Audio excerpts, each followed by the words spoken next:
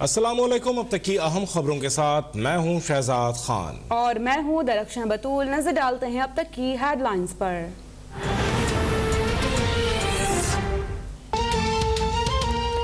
साबिक chief justice Saqib Nisar ने Islamabad high court के जज को हुक्म दिया था कि नवाज शरीफ और मरियम नवाज 2018 के इंतखाबात से कबल किसी कीमत पर जमानत पर रिहा ना हो पाएं। साबिक चीफ जस्टिस जज गिलगित बल्तिस्तान राना शमीम के लंदन में दिए गए बयान हलफी में संगीन इल्जामात। हल्फनामे में दावा किया कि जुलाई 2018 में साकिब निसार छुट्टियां मनाने गिलगित बल्तिस्तान आए। मेरी मौजूदगी में उन्होंने फोन पर रजिस्ट्रार और एक हाई कोर्ट के जज को हिदायत दी। फोन पर मुस्बत जवाब मिलने पर उनका मूड खुशगवार हो गया। चाय का एक और कप मंगवा लिया। सवाल पूछा तो बोले कि जीबी और पंजाब की केमिस्ट्री में फर्क है, आप नहीं समझेंगे। इस्लामाबाद हाई कोर्ट का साबिक चीफ जज गिलगित बल्तिस्तान के बयान हल्फी पर असखुद नोटिस। राना शमीम कल सुबह जाती हैसियत में तलब। सहाफ़ी अंसार अब्बासी द न्यूज़ अखबार के एडिटर को भी हाजिर होने का हुक्म। चीफ जस्टिस अतर मिनल्लाह ने पूछा, क्यों ना तौहीन अदालत की कार्रवाई शुरू करें। आज़ादी इजहार राय पर यकीन रखते हैं, लेकिन ज़ेर इल्तिवा मुकदमात पर बात करना तो रविश बन चुकी है। मुझे इस अदालत के हर जज पर फख्र है। इस किस्म की रिपोर्टिंग से मसाइल पैदा होंगे और अदालतों पर अवाम का एतमाद मजरूह होगा।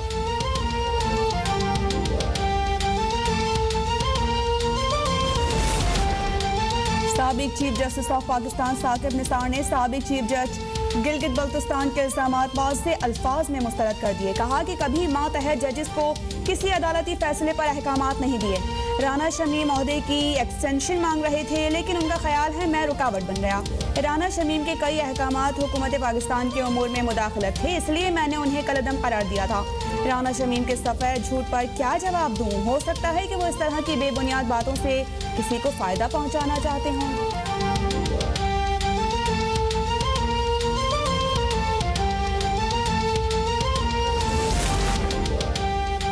साबिक चीफ जज गिलगित बल्तिस्तान राना शमीम अपने मौक़िफ़ पर कायम। सवाल उठाया कि साकिब निसार बताएं आइन के किस आर्टिकल के तहत वो चीफ जस्टिस गिलगित बल्तिस्तान को एक्सटेंशन दे सकते हैं।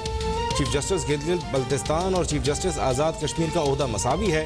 चीफ जस्टिस गिलगित बल्तिस्तान को एक्सटेंशन देने का इख्तियार सिर्फ वज़ीर आज़म पाकिस्तान का है। बयान हल्फी के एक एक लफ्ज़ पर कायम हो।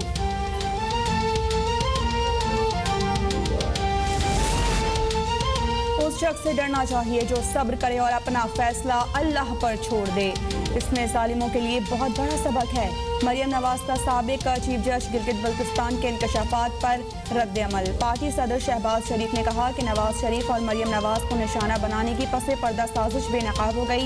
ये खबर अवामी अदालत में दोनों की बेगुनाही का एक और सबूत है। ये साजिश सिर्फ नवाज शरीफ के नहीं, पाकिस्तान के खिलाफ हुई।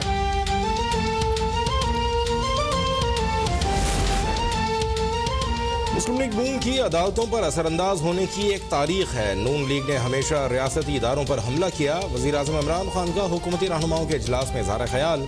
कहा, सियासी माफिया मुकदमात से बचने के लिए किसी भी हद तक जा सकता है। इजलास में शहजाद अकबर और बैरिस्टर अली जफर की राना शमीम के बयान हल्फी पर कानूनी निकात पर ब्रीफिंग। अदालती कार्रवाई पर असरअंदाज होने की कोशिश तौहीन अदालत करार।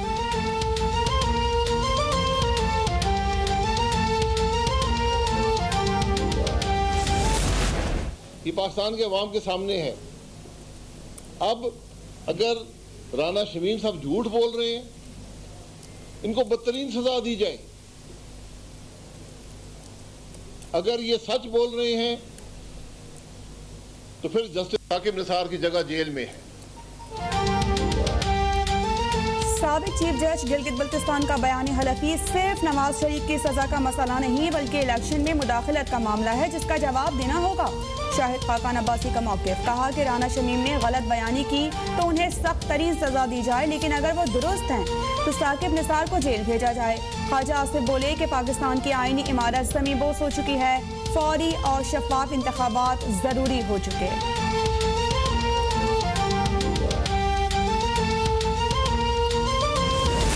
अब्बासी साहब और ख्वाजा आसिफ ने इस नोटिस लेने के बाद ये प्रेस कॉन्फ्रेंस की और उसमें फिर अदालतों को एक्यूज़ किया गया, उनका स्कैंडल बनाने की कोशिश की गई।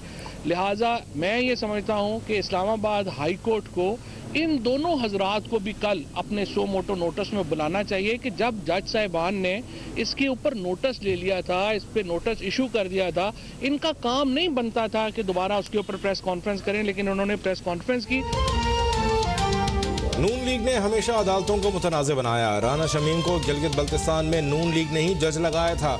वज़ीर इत्तलात फवाद चौधरी की मीडिया से गुफ्तगू। सोशल मीडिया पर बयान में कहा, बेवकूफ़ाना कहानियाँ और साजिशी थ्योरी घड़ने के बजाय ये बता दें, नवाज शरीफ ने एवनफील्ड अपार्टमेंट्स जिन पैसों से खरीदे वो कहाँ से आए।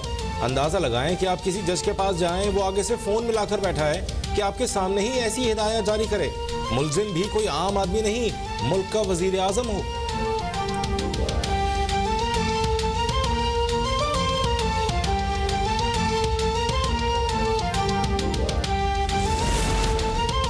मुस्लिम लीग नून ने राना शमीम के बयान हलफी का मामला कौमी असम्बली में उठा दिया। नवाज शरीफ और उनकी बेटी को नाहक जेल में रखा गया। साबित हो गया कि 2018 के इंतखाबात चोरी किए गए। ख्वाजा आसिफ का बयान। वफाकी वजीर मुराद सईद बोले कि नून लीग अदलिया में जस्टिस कयूम जैसे जजेस चाहती है।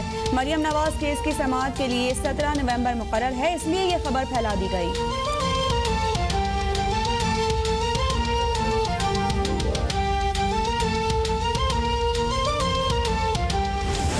के दिन 12 बजे जॉइंट सेशन बुलाया जाएगा और इंशाअल्लाह ताला जो इमरान खान का एक ड्रीम है कि ईवीएम मशीन के लिए पिछले 3 साल में कोई कैबिनेट शुरू नहीं हुई जब तक उन्होंने फवाद से या शिबली से या बाबर से ब्रीफिंग न ली हो इस ईवीएम मशीन पे। सो सब इत्तेहादियों के सवालों के जवाब खुद प्राइम मिनिस्टर ने दिए और अब अल्लाह ताला इसमें बरकत डाले। ईवीएम के मामले पर हुकूमती इत्तेहादियों के तहफ़्फ़ुज़ात दूर। हुकूमत ने इंतखाबी इस्लाहात की मंजूरी के लिए पार्लियामेंट का मुश्तरका इजलास बुध को तलब कर लिया। वज़ीर दाखिला शेख रशीद ने कहा, वज़ीर आज़म इमरान खान ने इत्तेहादी जमातों के इलेक्ट्रॉनिक वोटिंग मशीन समेत तमाम तहफ़्फ़ुज़ात दूर कर दिए। MQM और मुस्लिम लीग ख़ाफ़ के रहनुमाओं ने वज़ीर आज़म पर भरपूर एतमाद का इजहार भी किया। मुश्तरका इजलास में 8 से 10 बिल मंजूर कराए जाएंगे।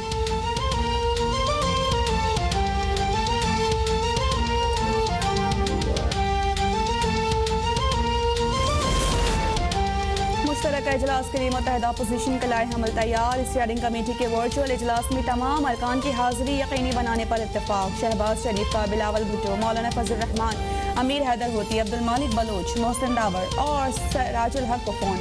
बिलावल भुट्टो जरदारी ने कहा कि पार्लियामेंट में अपोजिशन ने हुकूमत को पहले भी पसपा किया, आइंदा भी काले कवानीन किसी सूरत मंजूर नहीं होने देंगे।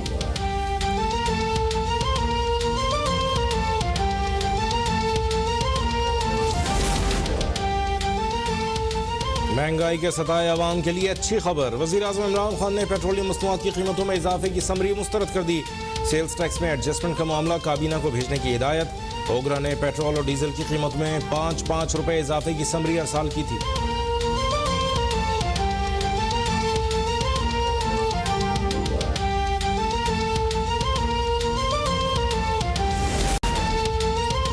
मुल्क के मुख्तलिफ अजला में इंसदाद खसरा और रुबेला कौमी मुहिम का आगाज़। मुल्क की तारीख की इस सबसे बड़ी मुहिम में मुल्क भर में 9 करोड़ से ज़ायद बच्चों को हिफाजती टीके लगाए जाएंगे। 27 नवंबर तक जारी रहने वाली मुहिम के दौरान घरों, स्कूलों समेत दीगर जगहों पर बच्चों को हिफाजती टीके लगाए जाएंगे।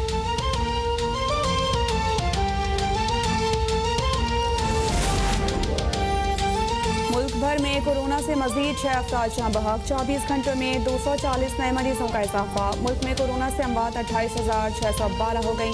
गुज़िश्ता रोज 32,466 टेस्ट किए गए। मुस्बत केसेस की शरह 0.7% रही।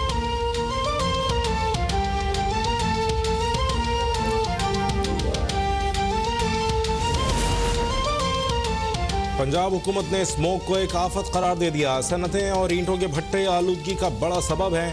काश्तकारों को बाक़ियात जलाने पर जुर्माने किए जा रहे हैं। तर्जुमान पंजाब हुकूमत हसन खावर की मीडिया से गुफ्तगू। कहा, धुआं छोड़ने वाली गाड़ियां भी स्मोक में इजाफे का बाइस हैं। शहरियों को आगाही दी जा रही है कि यूरो 5 पेट्रोल इस्तेमाल करें।